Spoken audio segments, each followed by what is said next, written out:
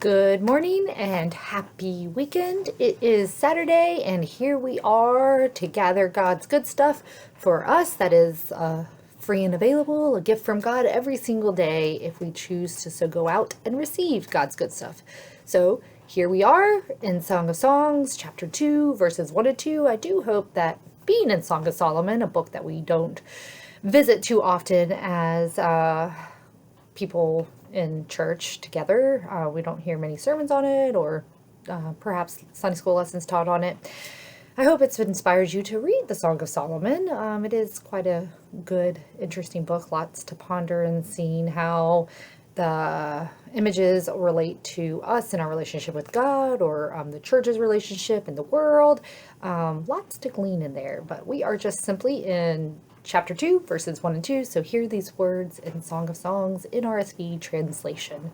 I am a rose of Sharon, a lily of the valleys, a lily among thorns, so is my love among the maidens. So there is a 1920s hymn called Jesus, Rose of Sharon. It is not in the United Methodist Hymn Book, but it is a hymn that I recalled as I was talking about the Rose of Sharon. And it goes like this. I'm not going to sing it. I'm going to read it like a poem. You can Google it, though, and hear other people sing it for you. Jesus, Rose of Sharon, bloom within my heart. Beauties of thy truth and holiness impart, that wherever I go, my life may shed abroad fragrance of the knowledge of the love of God. Jesus, Rose of Sharon, bloom in radiance and in love within my heart. Jesus, Rose of Sharon, sweeter far to see than the fairest flowers of earth could ever be. Fill my life completely, adding more each day. Of thy grace divine and purity, I pray. Jesus, Rose of Sharon, bloom in radiance and in love within my heart. Jesus, Rose of Sharon, balm for every ill. May thy tender mercies healing power distill. For afflicted souls of weary burdened men, giving needy mortals health and hope again. Jesus, Rose of Sharon, bloom in radiance and in love within my heart. Jesus, Rose of Sharon, bloom forevermore. Be thy glory seen on earth from shore to shore, till thy nations own thy sovereignty complete, lay their honors down and worship at thy feet. Jesus, Rose of Sharon, bloom in radiance and in love within my heart.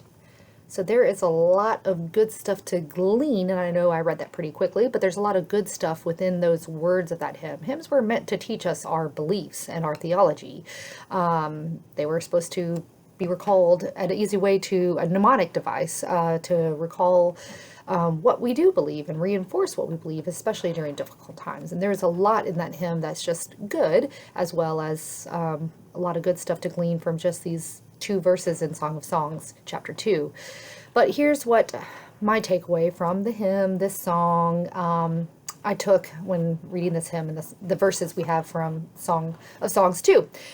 As followers of Jesus, Jesus who is called the Rose of Sharon, and I know I could have talked a lot more about Jesus and his role as, or name, Rose of Sharon. I didn't, but followers for centuries have called Jesus the Rose of Sharon for many reasons. But as Jesus's followers, we too are supposed to be beautiful and fragrant flowers that bloom just like the flowers that are on the plains between Judea and Samaria along that Mediterranean coast that are just vibrant with beauty and also apparently very fragrant because there's so many of them.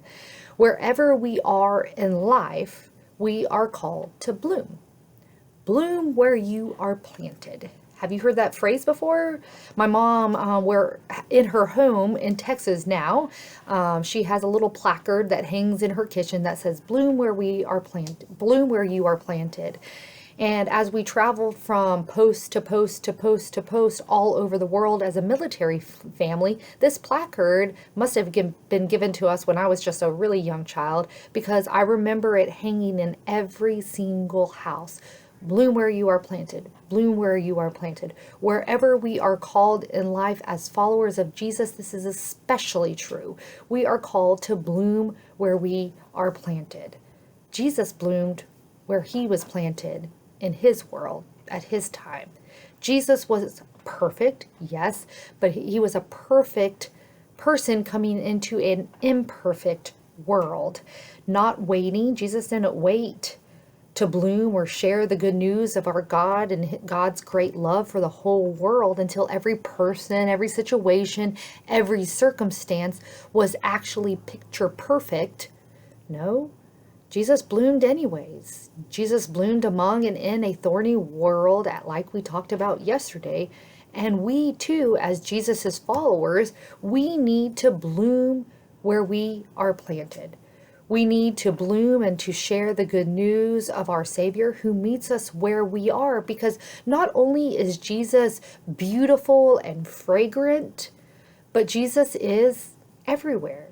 Just as the wildflowers that cover that plain from Judea to Samaria and the fields of Sharon, as far as the eye can see, so too is Jesus as far as our eyes, physical eyes, the eyes of our hearts can see. Jesus is everywhere. Jesus, Rose of Sharon, bloom in radiance and in love within my heart. But also may each one of us bloom in radiance and in love wherever we are in our world, so that all may know the love of our God. Have a very good weekend. I will see you tomorrow in worship at Union United Methodist, or I will see you next Monday, Monday, for Morning Manna. Have a good weekend. Be safe.